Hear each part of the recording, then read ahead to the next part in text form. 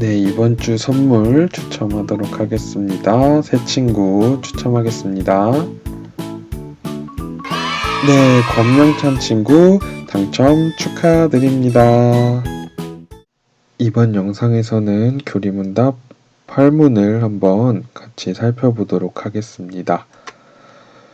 네, 8문입니다.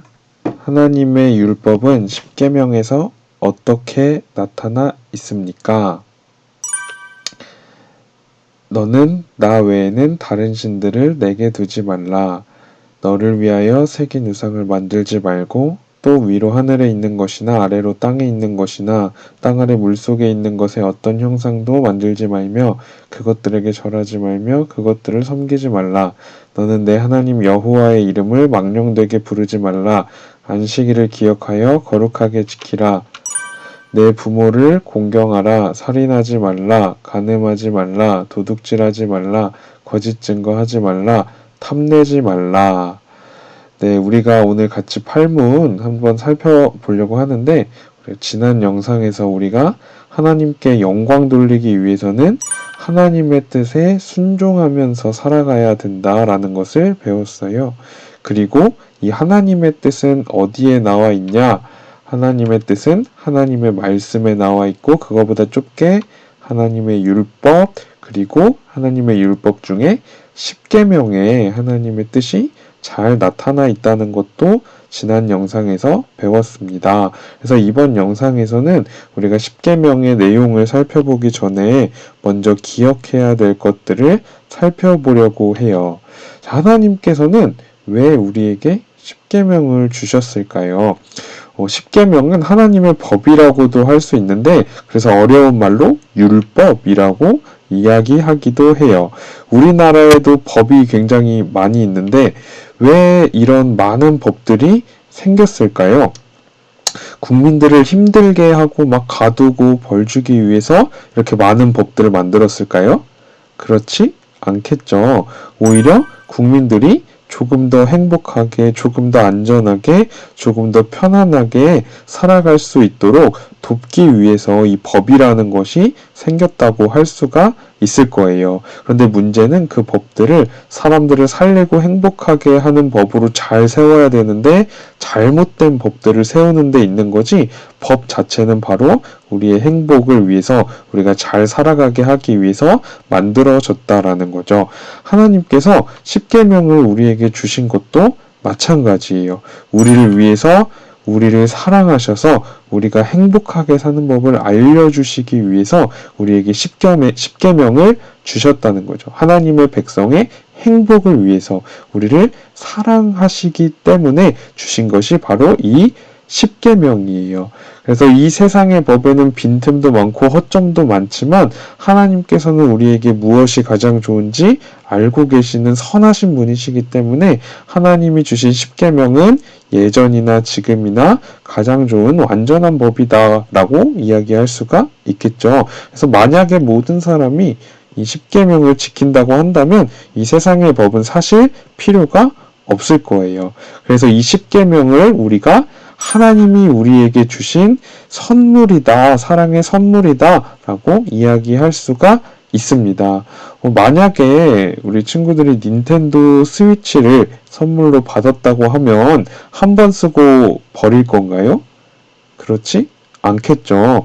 좋은 선물일수록 우리는 그것을 잘 간직하고 소중하게 다뤄야 돼요. 그래서 십계명은 하나님께서 우리에게 주신 너무나 귀하고 소중한 선물이다 라는 것을 기억하고 우리가 십계명을 소중하게 생각하면서 잘 배우고 또 잘 지켜나갔으면 좋겠습니다.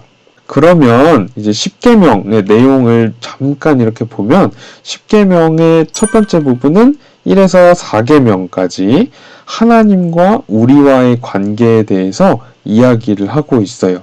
그리고 예수님께서는 1계명부터 4계명까지를 요약해서 이렇게 말씀하셨는데 마태복음 22장 37절에 보면 예수께서 이르시되 내 마음을 다하고 목숨을 다하고 뜻을 다하여 주 너의 하나님을 사랑하라. 하나님을 사랑하라 라는 말로 이 1에서 4계명까지를 요약해주고 계세요.